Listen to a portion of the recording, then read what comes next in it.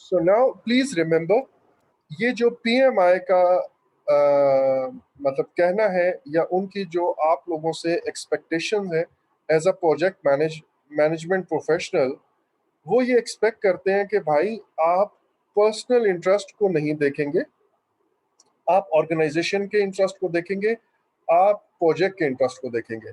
So initially एक high level आप कह लें कि आप असेसमेंट जरूर करते हैं कि क्या गिवन बजट, गिवन कंस्ट्रेंट्स के अंदर, गिवन टाइम के अंदर ये प्रोजेक्ट करना मुमकिन भी है या नहीं। और अगर ये मुमकिन ना हो तो आप इस पे स्टैंड लेंगे। अच्छा, और अगर आप स्टैंड नहीं लेते और इस चीज को एक्सेप्ट करते हैं तो फिर ये आपका फॉल्ट है। आपने टॉप मैनेजमेंट को या जो भी आपका स्पॉन्सर है या जो भी क्लाइंट है उसकी हाँ में हाँ मिलाई है, उसके एक गलत बात को आपने खुद उसको एक्सेप्ट किया है। तो जब आप एक्सेप्ट करते हैं तो फिर आप बराबर के कसूरवार हो जाते हैं। ओके जी। उसके बाद है एट दिस स्टेज, जो इनिशिएटिंग के अंदर आप ये भी डिसाइड करोगे कि मुझे जो मेरा प्रोजेक्ट है वो एक ही फेज में करना है या मेरा जो लार्जर प्रोजेक्ट है वो 2 या 3 फेजेस में होगा, जिसकी बातें हम कल कर रहे थे। आपको याद होगा मैंने आपको कहा था कि जी बड़े प्रोजेक्ट्स हैं उनको आप मल्टीपल फेजेस में करते हैं और हर फेज को आप अलग से एक प्रोजेक्ट के तौर पे ट्रीट करते हैं एंड सो ऑन। तो इस स्टेज पे वो असेस करेगा कि क्या एक ही स्टेज में, और इसके लिए भी ऑब्वियस उसको वो बिजनेस केस और top management and sponsor assist करेगा। इनफैक्ट स्पॉन्सर ही बताएगा कि भाई हम इतने फेजेस में करेंगे, पहले फेज के बाद हम इसका फर्दर एनालिसिस करेंगे और अगर पहले फेज में जो रिजल्ट है वो पॉजिटिव आए तो only then we will enter into second phase, वरना नहीं। तो ये इंस्ट्रक्शंस भी स्पॉन्सर, पीएमओ। अब आपने एक वर्ड याद रख लेना, स्पॉन्सर। ये स्पॉन्सर कोई भी हो सकता है, इसके बारे में हमने उस दिन बड़ी डिटेल में बात की है। स्पॉन्सर कोई भी हो सकता है। स्पॉन्सर वो बंदा है जो प्रोजेक्ट आपको ऑथराइज करता है, प्रोजेक्ट मैनेजर नॉमिनेट करता है और प्रोजेक्ट को इनिशिएट करवाता है। और इसी के पास सारी पावर्स होती हैं, इसी के पास सारी इंफॉर्मेशन होती है, यही आपको इंस्ट्रक्शंस देता है, यही आपको ऑब्जेक्टिव्स बताता है एंड सो ऑन। यही आपके ऊपर कंस्ट्रेंट पुट करता है। ठीक है। अब ये पीएमओ भी हो सकता है।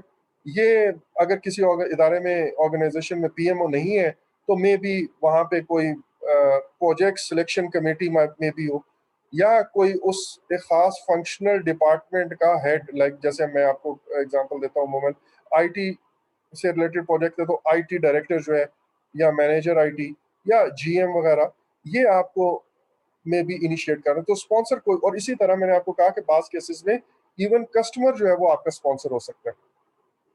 तो आपने जो प्रोजेक्ट करना है उसमें आपका स्पॉन्सर एक्चुअल में ये पावर्स आपको देता है और ये गाइडलाइंस देता है कि आपने एक फेज में करना है, 2 फेज में। लेट्स से उसने नहीं दी और आप एज अ प्रोजेक्ट मैनेजर, आपकी जजमेंट या असेसमेंट ये है कि यार इसको फेजेस में कर लेना बेहतर है, तो आप जाके स्पॉन्सर से पूछ लें और स्पॉन्सर आपको कहेगा हाँ ठीक है, इसको भी चार्टर के अंदर ऐड कर दो। अच्छा, फिर एक और बात, हम अपने measurable objectives and success criteria यहाँ पे डिफाइन करेंगे। सक्सेस क्राइटेरिया क्या चीज है? सक्सेस क्राइटेरिया वो चीज है जिसको हम सामने रखेंगे आखिर पे, जब मेरा प्रोजेक्ट कंप्लीट हो जाएगा तो मैं ये बताऊंगा, इस क्राइटेरिया को सामने रख के करूंगा कि भाई मेरा प्रोजेक्ट सक्सेसफुल हुआ या नहीं। मसलन मैं कह सकता हूँ मुझे विद इन बजट करना है, ये मेरा एक ऑब्जेक्टिव है और यही मेरा क्राइटेरिया भी है। मुझे विद इन गिवन टाइम करना है, मुझे सारे के सारे जो माइलस्टोन है दरमियान में वो अचीव करने हैं, मुझे कस्टमर जो है उसकी सेटिस्फेक्शन चाहिए, मुझे क्वालिटी के मुताबिक अपने प्रोजेक्ट या प्रोडक्ट बनानी है एंड सो ऑन। मुझे एक रिस्क फ्री प्रोडक्ट बनानी है। रिस्क फ्री ऐसे कि ये ना हो कि प्रोजेक्ट तो मैंने कर लिया, अब उसके अगेंस्ट कोई लीगल जो है ना बाद में कोई प्रॉब्लम आ जाए, या वो प्रोजेक्ट की दाम से नीचे गिर जाए, या उससे कोई रिस्क, उस प्रोजेक्ट से रिलेटेड उसको फाइनेंशियली रिस्क हो, वो प्रोजेक्ट खुद से ना चल सके, उसके लिए हमें जो है ना वो पैसा देता रहना पड़े, वो लॉस में चला जाए वगैरह वगैरह। तो वो सक्सेस क्राइटेरिया हम यहाँ पे डिफाइन करेंगे और आखिर पे हम जब हमारा प्रोजेक्ट हो जाएगा तो हम उस सक्सेस क्राइटेरिया के अगेंस्ट अपनी परफॉर्मेंस देखेंगे कि इनमें से क्या क्या चीजें मैंने अचीव की, और उसके मुताबिक हम अपने प्रोजेक्ट मैनेजर एंड जो प्रोजेक्ट टीम है वो ये क्लेम कर सकेगी कि मेरा प्रोजेक्ट कितना, किस हद तक सक्सेसफुल रहा। ये सारी बातें सामने रखते हुए अब मैं अपना चार्टर लिख सकता हूं और इस चार्टर के अंदर ये प्रोजेक्ट मैनेजर का नाम भी होगा, उसकी पावर्स भी होंगी, उसकी अथॉरिटीज भी होंगी, और जितने रिक्वायरमेंट्स, अजम्पशंस, कंस्ट्रेंट्स, एग्रीमेंट्स हैं, सॉरी कंस्ट्रेंट्स हैं हाई लेवल, वो सारी की सारी मैंने एग्रीमेंट को भी सामने रखते हुए किया है, वो मैंने बिजनेस केस को भी सामने रखते हुए किया है, मैंने बेनिफिट मैनेजमेंट प्लान को भी सामने रखा है, मैंने कंपनी का कल्चर भी सामने रखा है, मैंने ओपीएस को भी रखा है, पिछले प्रोजेक्ट का डाटा एंड सो ऑन। अब अगर मैं आप लोगों से पूछूं कि मुझे अगर चार्टर लिखना है तो उसके लिए मेरे पास क्या क्या चीजें होना लाजमी है, तो आपका जवाब क्या होगा? मुझे अगर अपना चार्टर लिखना है तो मेरे पास क्या क्या चीजें होंगी तो मैं चार्टर अच्छे से लिख सकता हूँ? What do you think? ये सारी चीजें जो भी हमने पढ़ी हैं, जो इनिशियल हमने requirement, assumption, business case risk, होना चाहिए, constraints and agreements. Benefit management plan होना चाहिए, ठीक है। बिल्कुल। असम्पशन एंड कंस्ट्रेंट में भी मैं इसके अंदर से निकालूं, में भी हो सकता है, और डायरेक्ट राइट। स्पॉन्सर से भी पूछ सकता हूँ। एग्रीमेंट या कॉन्ट्रैक्ट अगर है उसको भी देखूंगा, ओपीएस भी देखने हैं एंड सो ऑन। तमाम वो चीजें जो एक काम को, एक प्रोसेस को करने के लिए हमें चाहिए होती हैं, प्रोजेक्ट मैनेजमेंट में, इस पीएमपी में आपने उसको इनपुट, हम एक नाम देते हैं, ये इस प्रोसेस के इनपुट्स हैं। अगर मुझे अपना चार्टर बनाने वाला प्रोसेस कंप्लीट करना है तो उसके लिए मुझे कुछ खास इनपुट्स चाहिए। वो इनपुट्स डिफरेंट जगहों से आएंगे। जैसे मैंने कहा, कॉन्ट्रैक्ट किसी जगह से आएगा, बिजनेस केस मुझे मिलेगा, बेनिफिट मैनेजमेंट प्लान मिलेगा, ओपीएस में कंसल्ट करूंगा, और ईएफ जो है उनको मैं कंसल्ट करूंगा। तो ये सारे के सारे मेरे बेसिकली इनपुट्स हैं। अच्छा, अब इन इनपुट्स को सामने रखते हुए मैं अपने प्रोजेक्ट, सॉरी, इस प्रोसेस के अंदर दो तीन काम और करूंगा। वो काम क्या है? मैं अपनी रिक्वायरमेंट्स को फाइनल करके, अजम्पशंस को देख के, रिस्क को देख के, इनको देख के, प्रोजेक्ट मैनेजर किसको लगाना है उसको देख के, वगैरह वगैरह, मैं इसके आउटपुट पे दो चीजें बना रहा हूँ। एक मैं बना रहा हूँ प्रोजेक्ट चार्टर, जिसको मैं कह रहा हूँ। इस प्रोसेस के आउटपुट पे मेरे पास प्रोजेक्ट चार्टर निकलेगा। और हमने एक डॉक्यूमेंट का नाम पढ़ा था, उस डॉक्यूमेंट का हमने कहा था कि ये मेरी कंस्ट्रेंट की लॉग है, याद है? एक अजम्पशन लॉग के नाम से हमने एक चीज पढ़ी थी, अजम्पशन लॉग। और मैंने कहा था कि उस अजम्पशन लॉग के अंदर अजम्पशंस एंड कंस्ट्रेंट्स दोनों होती हैं, ठीक है। तो इस प्रोसेस के आउटपुट पे, डेवलप प्रोजेक्ट चार्टर के आउटपुट पे हमें दो चीजें मिलती हैं। एक मिलता है प्रोजेक्ट चार्टर और एक मिलता है अजम्पशन लॉग। तो अब आपको ये आइडिया होगा कि प्रोजेक्ट मैनेजमेंट के अंदर ये जो प्रोसेसेस होते हैं, उन प्रोसेसेस में कुछ इनपुट्स होते हैं, कुछ आउटपुट्स निकलते हैं, और दरमियान में वो प्रोसेस के अंदर हम कुछ टूल्स एंड टेक्निक्स अप्लाई करेंगे। अब यहाँ पे हम क्या क्या टूल्स एंड टेक्निक्स अप्लाई करेंगे? We will conduct some meetings में भी, राइट? मीटिंग्स होंगी, ये एक टेक्निक है या एक टूल है। मैं यहाँ पे कोई फिजिबिलिटी एनालिसिस वगैरह करूंगा, मैं यहाँ पे कोई एक्सपर्ट जजमेंट जो है उसको यूज करूंगा, अपनी एक्सपर्ट जजमेंट खुद यूज करूंगा, या स्पॉन्सर से पूछूंगा कुछ चीजें, या जैसे मैंने कहा प्रोक्योरमेंट करनी है तो प्रोक्योरमेंट से कुछ कंसल्ट करूंगा, वगैरह वगैरह। तो मैं एक्सपर्ट जजमेंट भी यूज करूंगा। तो इन इनपुट्स को यूज करते हुए, ये वाली टेक्निक्स अप्लाई करते हुए, मैं कुछ आउटपुट्स जो है वो जनरेट कर दूंगा। तो मैं कहूंगा अब मेरा ये प्रोसेस कंप्लीट हो गया। Is this point clear? Sorry, यहाँ तक ये बात क्लियर होगी जी। इनिशिएटिंग के अंदर, हाउ डू वी इनिशिएट जी आवर डॉक्टर। प्रोजेक्ट? तो हमारे प्रोजेक्ट के अंदर ये सारे इनिशिएट करने के लिए ये सारे एक्शंस होंगे। अब नेक्स्ट स्टेप आता है, और नेक्स्ट स्टेप में जैसे मैंने कहा कि इसी चार्टर के अंदर ही बेसिकली आप अपने फर्स्ट लेवल के, हाई लेवल के जो स्टेक होल्डर्स हैं उनको आइडेंटिफाई करना शुरू कर देते हैं, और उन स्टेक होल्डर्स की रिक्वायरमेंट्स क्या क्या है, एक हाई लेवल रिक्वायरमेंट्स हम यहाँ पे डिफाइन करना शुरू कर देते हैं। सो हम अपने स्टेक होल्डर्स को देखेंगे। उन स्टेक होल्डर्स की अब दो तीन बातें यहाँ पे आपके सामने लिखी हुई हैं। हम स्टेक होल्डर्स को आइडेंटिफाई करेंगे, उनकी एक्सपेक्टेशंस क्या है, उनके इंटरेस्ट क्या है, उनका इन्फ्लुएंस प्रोजेक्ट के ऊपर कितना है, और उनका प्रोजेक्ट के ऊपर इम्पैक्ट कितना है। ये सारी बातें हम जरूर इस स्टेज पे उसका एनालिसिस करेंगे। और इनको सामने रखते हुए हम स्टेक होल्डर्स की एक क्लासिफिकेशन कर लेंगे कि भाई ये स्टेक होल्डर्स वो हैं जो बहुत ज्यादा क्रिटिकल है मेरे लिए, और इनको मैंने बड़े एहतियात से बड़े क्लोजली मॉनिटर करते रहना है। ये स्टेक होल्डर ऐसे हैं जिनको मैंने हर हाल में राजी रखना है। ये स्टेक होल्डर ऐसे हैं जिनको बस मैं अपडेट करता रहूंगा, ये कोई ज्यादा पावरफुल नहीं है, ना मुझे छेड़ सकते हैं, ना मेरा प्रोजेक्ट इससे कोई खास इंपैक्ट होगा, बस इनको हल्का फुल्का इन्फॉर्म करते रहेंगे, दैट्स इट। सो बेसिकली ये सारी बातें मैं करता हूँ स्टेक होल्डर्स की बेसिक रिक्वायरमेंट्स को सामने रखते हुए, उनके इंटरेस्ट को सामने रखते हुए, और उनका हमारे प्रोजेक्ट के ऊपर कितना इन्फ्लुएंस है या वो किस हद तक इम्पैक्ट कर सकते हैं हमारे प्रोजेक्ट को, इनको सामने रखते हुए करूँगा। तो मैं अपने स्टेक होल्डर्स भी इनिशिएटिंग के वक्त ही आइडेंटिफाई करता हूँ, और फिर जो स्टेक होल्डर आइडेंटिफाई होते हैं वो फर्दर आगे मजीद स्टेक होल्डर भी आइडेंटिफाई कर सकते हैं। मसलन मैंने एक प्रोजेक्ट करना है और मैं बिल्कुल लेमैन हूँ, और लाइक टेक्निकल प्रोजेक्ट, आईटी का प्रोजेक्ट, और मैं आईटी का प्रोजेक्ट पहले से नहीं किया हुआ, मैं तो प्रोजेक्ट मैनेजर हूँ और प्रोजेक्ट मैनेजमेंट का एक्सपर्ट हूँ। और मुझे यहाँ पे आईटी मैनेजर आता है और वो ये कहता है कि सर आपको इस प्रोजेक्ट को कंप्लीट करने के लिए बेसिकली दो डेवलपर्स चाहिए होंगे, लेट्स से आपको डिजाइनर भी चाहिए होंगे, आपको कंटेंट राइटर भी चाहिए होंगे और टेस्टर भी चाहिए होंगे। तो मैं उसको कहूंगा यार अच्छा, ये क्या बात बता रहे हैं, मुझे तो लगता था जो जो भी कंप्यूटर साइंसेज पढ़ के आता है बस वो ये सारे एक ही होते हैं। तो मुझे तो ये नहीं पता। अब आप देखें कि आपने कुछ स्टेक होल्डर्स और मजीद इसने बता दिए। इसके बाद प्रोक्योरमेंट वाला आया, और प्रोक्योरमेंट वाले ने मुझे कहा कि भाई सर आपको अगर प्रोक्योरमेंट करनी है ना तो इसके लिए गवर्नमेंट के कुछ रूल्स हैं, लेट्स से।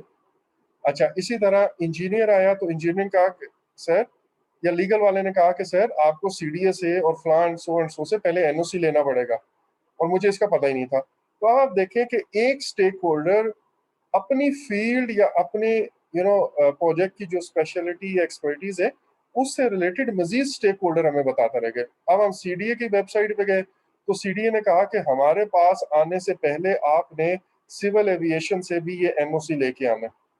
नहीं जी, अब एक और स्टेक होल्डर हमें पता चल गया। सो दिस वे हम स्टेक होल्डर्स को आइडेंटिफाई करते चले जाते हैं, और वो स्टेक होल्डर्स मजीद स्टेक होल्डर्स को बताते हैं। तो जब मेरे पास मैक्सिमम स्टेक होल्डर्स हम आइडेंटिफाई कर लेते हैं तो फिर हम हर स्टेक होल्डर्स की हमसे एक्सपेक्टेशंस क्या हैं, उनका इंटरेस्ट प्रोजेक्ट के अंदर कितना है, उनका इन्फ्लुएंस कितना है, इम्पैक्ट कितना है, वगैरह वगैरह, ये हम देखेंगे। और ये क्यों देखेंगे? क्योंकि हम सारे स्टेक होल्डर्स को हर वक्त इक्वल अटेंशन नहीं दे सकते प्रोजेक्ट के ऊपर। तो हम ये देखना चाहेंगे कि प्रोजेक्ट के स्टार्टिंग में किन किन लोगों का को खुश करना लाजमी है, किन किन लोगों को सेटिस्फाई करना लाजमी है ऑर्गेनाइजेशन को, एंड सो ऑन। दरमियान में किसको करना है, आखिर पे किसको करना है। तो ये, और कितना किस हद तक हमने उसकी बात सुननी है, किस हद तक हमने उसको राजी करना है, ये जनरली इस पीस पे डिपेंड करता है कि उस स्टेक होल्डर की हमसे क्या एक्सपेक्टेशन है, इंटरेस्ट कितना वगैरह वगैरह। मसलन स्पॉन्सर मेरा एक स्टेक होल्डर है, आपके ख्याल में स्पॉन्सर का हमारे प्रोजेक्ट पे कितना इन्फ्लुएंस है? ऑब्वियसली बहुत ज्यादा इन्फ्लुएंस है। उसी ने हमें पैसा देना है, उसी ने हमें, तो उसकी एक्सपेक्टेशंस हमारे लिए बहुत ज्यादा इंपॉर्टेंट होंगी। और उसका प्रोजेक्ट में इंटरेस्ट कितना होगा?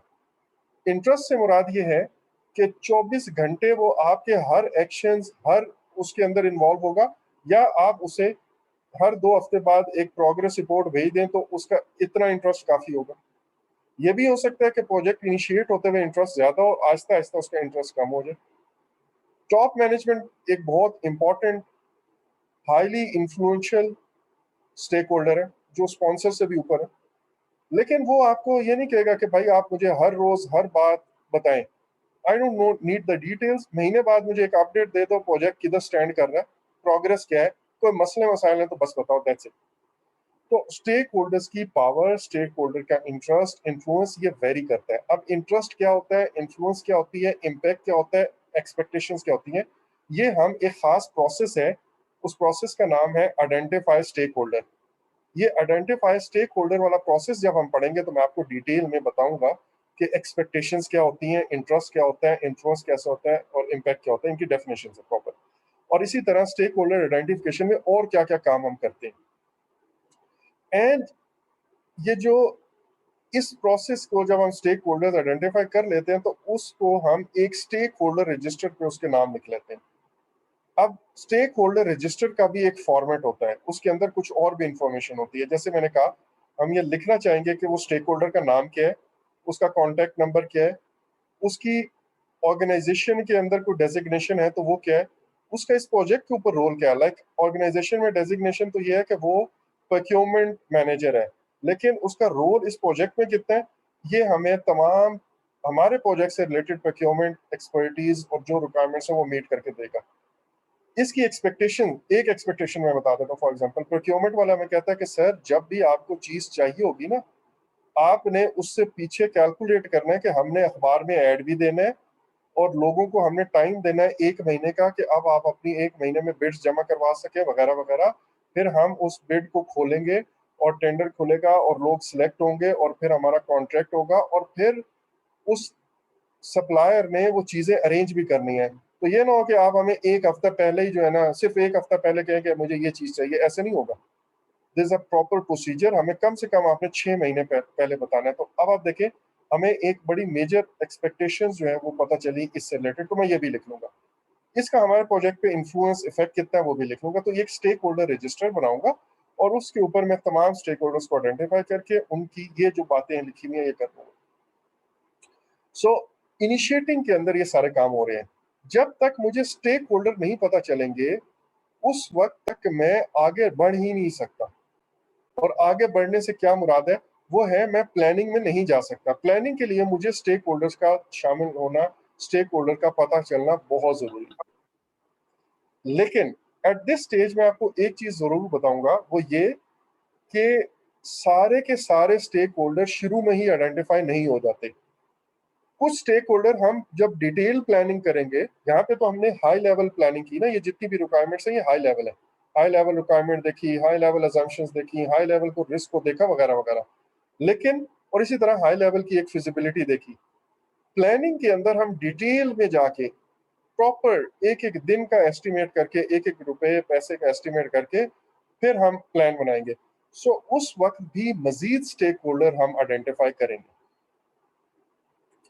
यहां तक अगर आपको बात समझ आ गई तो अब आप देखें, अजम्पशन लॉग भी हमारी बन गई, ये मैंने आपको बताया, चार्टर भी हमारा बन गया और स्टेक होल्डर रजिस्टर भी आ गया। तो इनिशिएटिंग के अंदर 3 मेजर आउटपुट बन रहे हैं, एक प्रोजेक्ट चार्टर, एक स्टेक होल्डर रजिस्टर और एक अजम्पशन लॉग।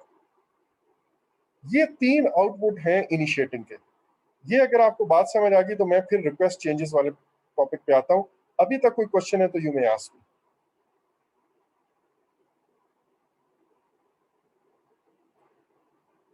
जी कोई क्वेश्चन नहीं है? आप लोगों को समझ तो आ रहा है जो मैं बोलना चाह रहा हूँ? जी समझ आ रहा जी सर। ओके जी। अब चेंजेस का यहाँ से क्या मुराद है? बाज दफा आपको मैंने कल एक चीज पढ़ाई थी कि आप मॉनिटरिंग एंड कंट्रोलिंग में होते हो, वो जो मैंने एक सर्कल बनाया था, और मॉनिटरिंग एंड कंट्रोलिंग में बाज दफा आपको लगता ये है कि भाई मुझे अपने चार्टर के अंदर जाके कोई चेंजेस करनी है। मैं एक एग्जांपल देता हूँ, या चार्टर के अंदर या ये जो वेंडर्स की लिस्ट है, एक स्टेक होल्डर मैंने आइडेंटिफाई किया। लेट से हमारी ऑर्गेनाइजेशन के अंदर जो ईएफ है या जो प्रोसेस एंड प्रोसीजर्स हैं वो ये कहते हैं कि आपने जब भी कोई मटेरियल लेना होगा, इक्विपमेंट लेना होगा, तो ये 5 हमने वेंडर्स अप्रूव किए हुए, इन्हीं से लेना और किसी से नहीं लेना। जब मैं प्लानिंग में गया, प्रोजेक्ट एग्जीक्यूट हुआ, मैंने अखबार में ऐड इन 5 लोगों को कांटेक्ट किया और उन 5 लोगों ने कहा सर हमारे पास तो ये आइटम है ही नहीं, ये जो आप मांग रहे हैं हम तो इसको डील ही नहीं करते हैं। तो अब आप देखें कि मुझे वापस आके अब अपनी इस लिस्ट को चेंज करना पड़ेगा और मुझे एक स्पेशल अप्रूवल चाहिए होगा। और वो स्पेशल अप्रूवल ये होगा कि मैं अपने स्पॉन्सर को बताऊंगा कि सर वो जो वेंडर्स आपने हमें दिए हैं या जो लिस्ट दी है उसमें तो वो तो इस प्रोडक्ट से, इस मटेरियल से डील ही नहीं करते। तो काइंडली ये जो चार्टर के अंदर आपने क्लॉज डाली हुई है कि आपने हर सूरत इस इन्हीं वेंडर से चीजें लेनी है, उसके बारे में हमें कोई अमेंडमेंट इशू करे, हमें कोई स्पेशल इसके लिए वो दें, वेवर दें। तो अब इसके लिए जाहिर है मेरा प्रोजेक्ट चार्टर जो है उसमें चेंज होगी। अब वो चेंज कैसे होगी, या इन वेंडर्स की लिस्ट में हमें कोई एक और वेंडर ऐड करना पड़ेगा। या तो चार्टर के अंदर मैं लिखूंगा कि आप ओपन मार्केट में जाके कहीं से भी वेंडर ले लें, कोई भी वेंडर ले लें, या फिर मैं कहूंगा कि अच्छा ठहरे, ऑर्गेनाइजेशन अपने तौर पे चेक करेगी और वो कहेगी कि अब आप इस वाले वेंडर का नाम भी शामिल कर लें और इसी से आप अपनी प्रोक्योरमेंट कर लें। तो मुझे अब इस लिस्ट को, इस डॉक्यूमेंट को चेंज करना है, तो उसके लिए मैं चेंज रिक्वेस्ट इनिशिएट करूंगा। मैंने आपको कहा था हमारे प्रोजेक्ट के ऊपर कोई भी चीज खुद से नहीं होती। हम चेंजेस अगर करेंगे मेजर डॉक्यूमेंट्स के अंदर या प्लान के अंदर, तो हमें उसके लिए चेंज रिक्वेस्ट इनिशिएट करनी पड़ेगी। और इस सिलसिले में ये चेंज रिक्वेस्ट यहाँ पे हुई भी है। लेकिन जब फर्स्ट टाइम प्रोजेक्ट इनिशिएट होगा ना, फर्स्ट टाइम, उस वक्त कोई चेंज रिक्वेस्ट नहीं हो रही। अभी तो आप प्लानिंग की स्टेज पे है। अभी कौन सी चेंज चेंज तब होती है जब आपका प्लान फाइनल होके अप्रूव हो जाए। उससे पहले कोई चीज फाइनल नहीं हुई है, अभी तो बहस हो रही है। आप एक दिन एक चीज फाइनल करते हो, एक मीटिंग होती है, उसमें बहुत सारी चीजें कहते हैं नहीं यार ये ऐसे नहीं होगा, इसमें आप ये इस तरह हम करेंगे। सो चेंजेस का रिक्वेस्ट अभी नहीं हो सकती। चेंजेस की रिक्वेस्ट तब होती है जब आपके प्लान्स फाइनल हो जाए। जब प्लान्स फाइनल हो जाए ना, तो उसके बाद हम कहते हैं कि अब कोई भी चेंज होगी तो वो हमारी प्रॉपर चेंज रिक्वेस्ट के थ्रू होगी। और चेंज रिक्वेस्ट आप चेंज कंट्रोल बोर्ड को भेजेंगे जो उसको अप्रूव या रिजेक्ट करेगा। उसके बाद ही अगर वो अप्रूव करेगा तो चेंज होगी, वरना नहीं। सो बेसिकली यहाँ पे ये इनिशिएटिंग के अंदर चेंजेस होती तो हैं, लेकिन ये जो अभी हमने, जो हम जिस तरह चीज को पढ़ रहे हैं वो ये पढ़ रहे हैं कि अभी हमारा प्रोजेक्ट फर्स्ट टाइम इनिशिएट हो रहा है। तो फर्स्ट टाइम इनिशिएट करते हुए ऑब्वियसली हमें चेंज रिक्वेस्ट नहीं चाहिए होती है।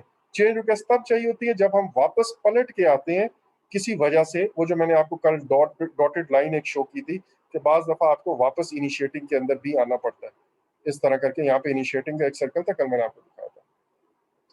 So that was all about for now. जो अभी मैं बताना चाहता चेंज इनिशिएटिंग के अंदर जो जो काम होते हैं वो अब आपको समझ आ चुके होंगे।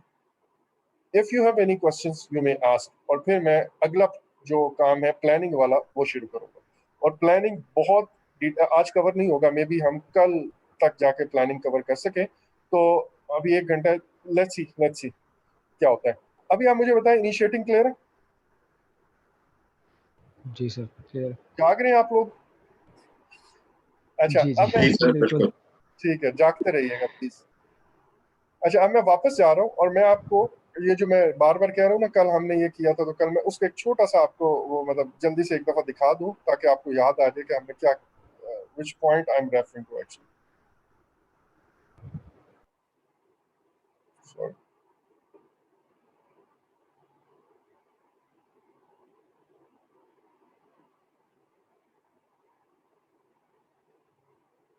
ठीक है जी। अच्छा, अब जो जो बातें आती जाएंगी मैं आपको बताता जाऊंगा।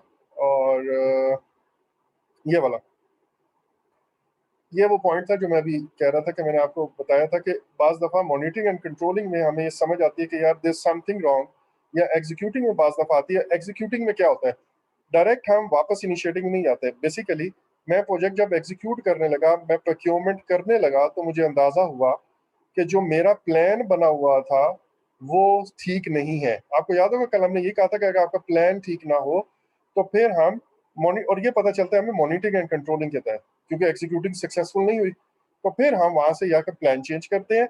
और ये ऐसी चीज थी जिसमें हम प्लान खुद से डायरेक्ट चेंज नहीं कर सकते। हमें चार्टर के अंदर लिख के दिया हुआ है भाई वेंडर्स की यही लिस्ट होगी, तो मुझे पीछे जाके ऑर्गेनाइजेशन के प्रोसीजर्स पीछे चेंज करने पड़ेंगे या फिर अपने चार्टर के अंदर कोई फ्लेक्सिबिलिटी लानी पड़ेगी। लेकिन अगेन वो मैं खुद नहीं कर सकता, मुझे बॉस ही ये अलाउ कर सकता है। बॉस का से मुराद यहाँ पे स्पॉन्सर है। अच्छा, एक बात आपको मुझे वापस आके ये दिखानी थी। एक और चीज है,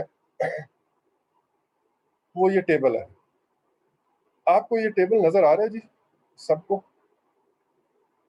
yes sir. Initiating process group है मेरा ये, और इनिशिएटिंग प्रोसेस ग्रुप, और ये मेरे पास 10 नॉलेज एरियाज हैं। और नॉलेज एरियाज क्या थे?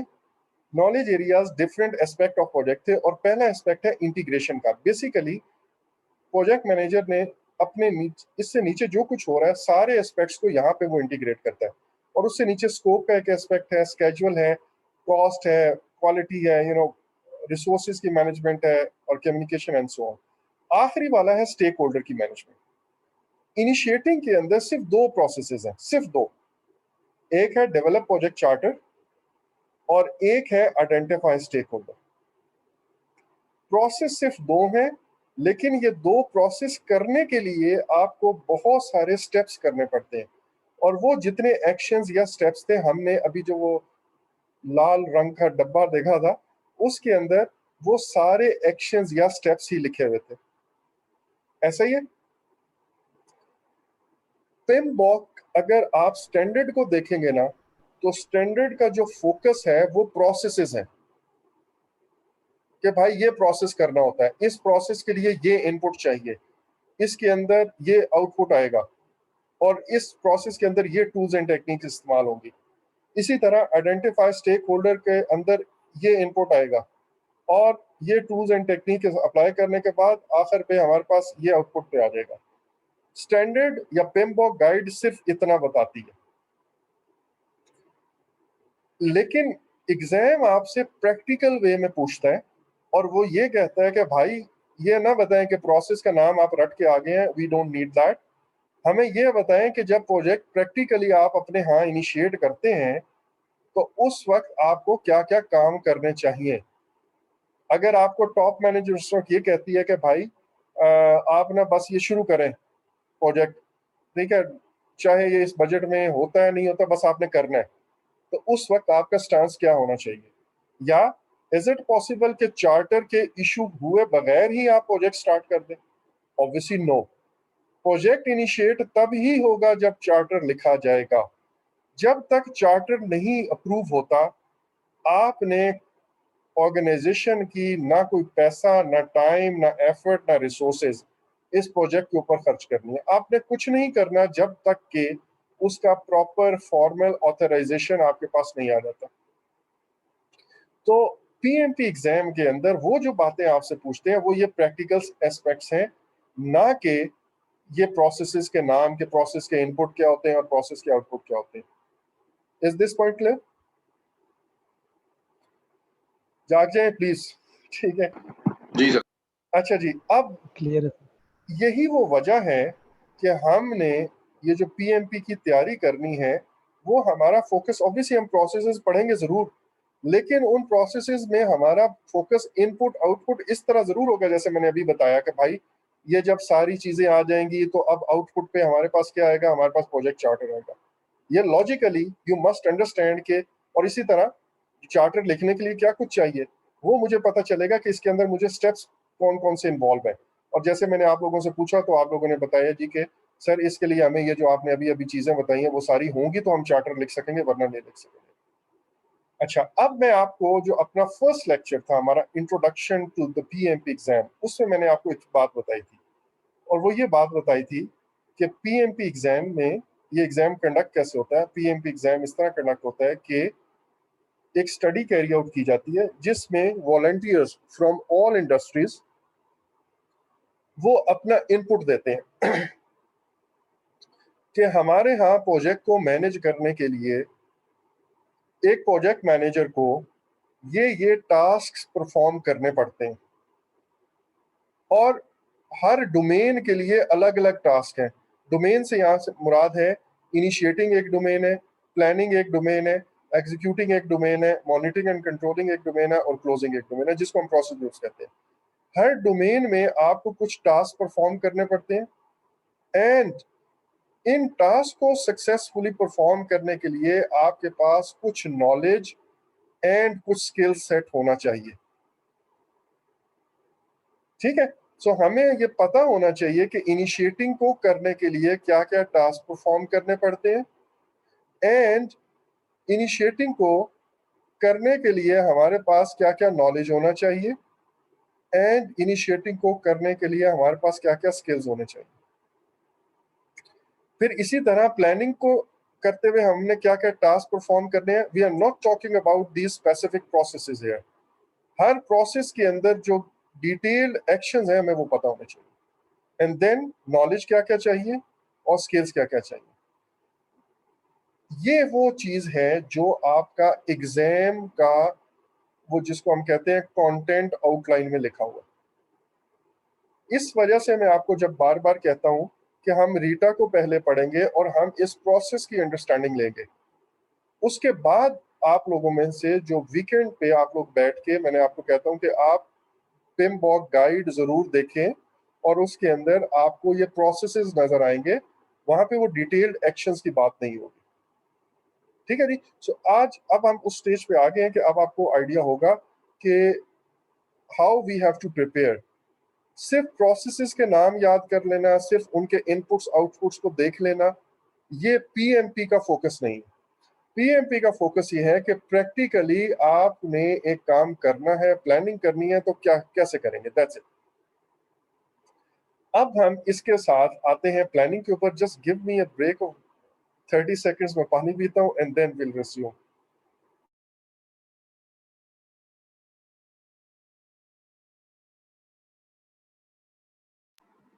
डन हो गया।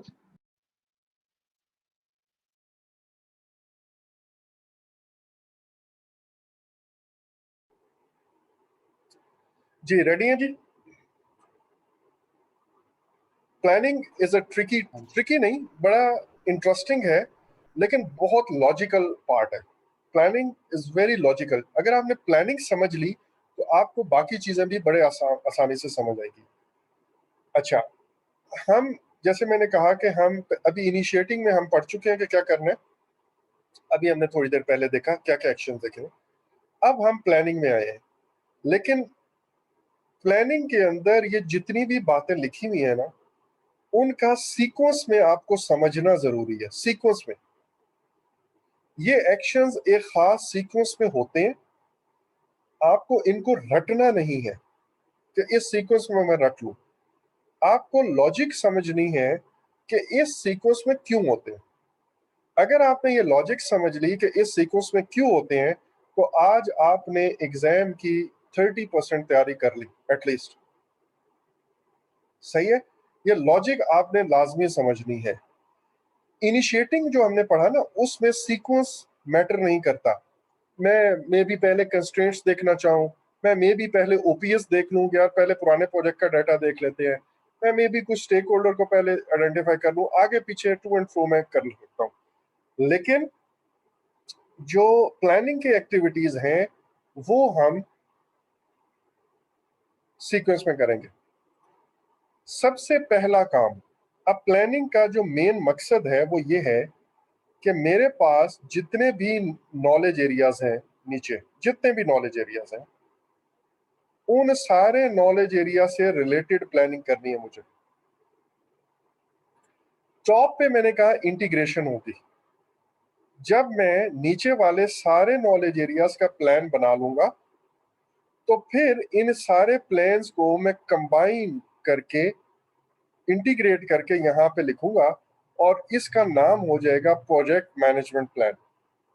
ये जो इंडिविजुअल प्लान्स है, मसलन स्कोप के प्लान, मसलन कॉस्ट की मैनेजमेंट का प्लान, उसके बाद टाइम की मैनेजमेंट करने से पहले, फिर स्कोप का, टाइम का, फिर उसका कॉस्ट का, उसके बाद क्वालिटी की मैनेजमेंट प्लान, उसके बाद रिसोर्सेज का मैनेजमेंट प्लान, फिर मेरे पास लेट्स से रिस्क का मैनेजमेंट प्लान, प्रोक्योरमेंट का मैनेजमेंट प्लान, कम्युनिकेशन का एक मैनेजमेंट प्लान, स्टेक होल्डर्स का मैनेजमेंट प्लान।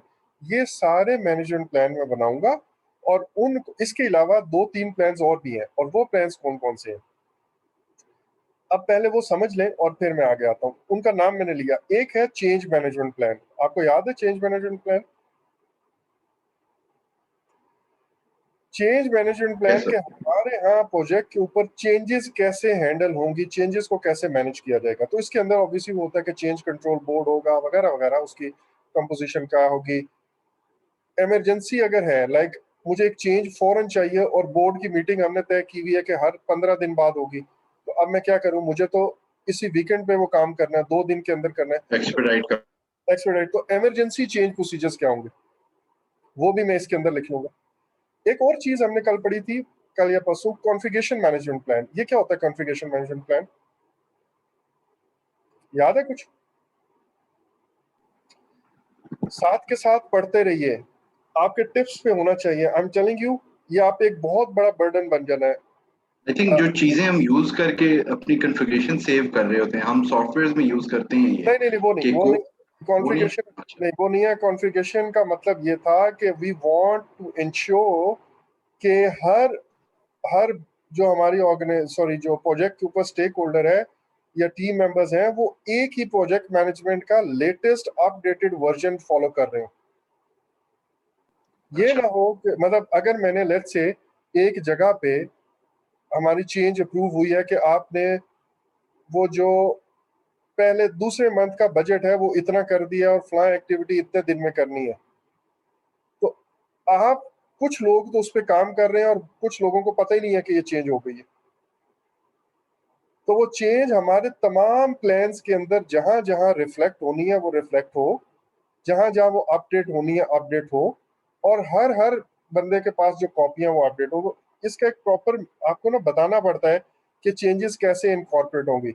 अब तो ऑटोमेटेड सिस्टम है जो कि MIS का, आपको याद है PMIS, प्रोजेक्ट मैनेजमेंट इंफॉर्मेशन में इस किस्म का कोई ऑटोमेटेड सेटअप भी होता है जी कि सर। आप एक जगह वो चेंज लाइक अगर आप सॉफ्टवेयर वाले हैं स्पेशली, तो आपको वो क्या होता है डेटाबेस में, अगर डेटाबेस चेंज कर दें तो ऊपर जो इंटरफेसेस है उसमें वो खुद ही चेंज आ जाता है ना। आई होप सर हम लोग ऑनलाइन टूल यूज करते हैं, ऑनलाइन लेकिन टूल हाँ, होता है। तो वो जो चेंज है खास वैल्यू वो जहां जहां जानी है वो अपडेट हो जाती है। तो सो एक कॉन्फ़िगरेशन मैनेजमेंट प्लान भी बनता है। एक और प्लान भी है, उसको हम कहते हैं, जो कि क्वालिटी मैनेजमेंट प्लान का हिस्सा होता है, उसको हम कहते हैं प्रोसेस इंप्रूवमेंट प्लान। कि मुझे प्रोसेसेस अपने कैसे इंप्रूव करने हैं। लाइक अगर मैं हम आप और मैं पढ़ रहे हैं और एक प्रोसेस को फॉलो कर रहे हैं और ये प्रोसेस इफेक्टिव हो रहा है या नहीं हो रहा, अगर नहीं हो रहा तो how can we improve this process, अपने आप को कंटिन्यूसली इम्प्रूव करते रहना। तो कंटिन्यूस इम्प्रूवमेंट का भी, प्रोसेस इम्प्रूवमेंट का भी आप एक प्लान बनाते हो जो कि क्वालिटी मैनेजमेंट प्लान के अंदर ही होता है। इसके अलावा एक और प्लान होता है और वो प्लान होता है रिक्वायरमेंट गैदरिंग के लिए, रिक्वायरमेंट मैनेजमेंट प्लान। कि आप अपने प्रोजेक्ट के ऊपर रिक्वायरमेंट्स कैसे गैदर करेंगे, उन रिक्वायरमेंट्स को फिर कैसे ट्रांसलेट करेंगे स्कोप के अंदर, और फिर अगर आगे चल के आप रिक्वायरमेंट के अंदर कुछ चेंज आती है तो उसको कैसे ट्रैक बैक करेंगे कि भाई इस रिक्वायरमेंट से मेरी कौन कौन से फीचर्स, कौन कौन से फंक्शंस जो प्रोडक्ट मैंने बनानी है वो इफेक्ट हो रहे हैं, पीछे कौन सा स्टेक होल्डर है जिसकी ये रिक्वायरमेंट थी, और उस स्टेक होल्डर की कौन कौन सी नीड्स पूरी नहीं होंगी। तो we need to keep a link of everything. छोटे प्रोजेक्ट्स पे ये इतना मैटर नहीं करता, लेकिन आप सोचें कि आपने CPAC का प्रोजेक्ट बनाना है तो उसके स्टेक होल्डर्स लेट्स आप सोचें कि कितने होंगे और कितने स्टेक होल्डर्स की किधर किधर से रिक्वायरमेंट्स आई हुई होंगी। तो सारी रिक्वायरमेंट्स को मैनेज करने से मुराद उनको गैदर कैसे करना है, उनको इम्प्लीमेंट कैसे करना है, यानी कि ट्रांसलेट कैसे करना है इनटू प्रोडक्ट और whatever we are doing, और उनके अंदर कुछ चेंजेस आती हैं तो वो चेंजेस पीछे ट्रेस कैसे करनी है, एंड जब वो रिक्वायरमेंट्स मीट हो जाएंगी तो उसके टेस्ट कैसे करने हैं कि व्हेन वुड वी से कि यार ये काम, ये रिक्वायरमेंट मीट हो गई है, उसका क्या क्राइटेरिया होगा। जैसे सॉफ्टवेयर वाले उसको कहते हैं टेस्ट केसेस करते हैं ना, कि हाँ जी ये वाला काम हो गया, आप पासवर्ड एंटर करके देखो और पहले यूं करो, पासवर्ड के ऊपर हमने चेक ये लगाया हो कि उसमें एक कैप्स वाला भी हो, एक डिजिट नंबर भी हो, एक दूसरा कैरेक्टर भी हो। तो आप यूं करो कि पहले बगैर किसी डिजिट के एंटर करके देखो, फिर बगैर उसके करो, तो आप सारे केसेस को चेक कर लेते हो वगैरह वगैरह। तो आपने कैसे टेस्ट करना है कि वो रिक्वायरमेंट मीट हुई है। अभी एक और डिस्कनेक्ट हो जाएगी, तो रिक्वायरमेंट मैनेजमेंट आप दोबारा इसको ज्वाइन कीजिएगा। Requirement management plan is another plan जो हम बनाते हैं और ये सारे का सारा मिलके प्रोजेक्ट मैनेजमेंट प्लान का हिस्सा बन जाता है। सो इससे आगे हम, अभी कॉल में डिस्कनेक्ट कर रहा हूँ तो आप दोबारा इसको ज्वाइन करें।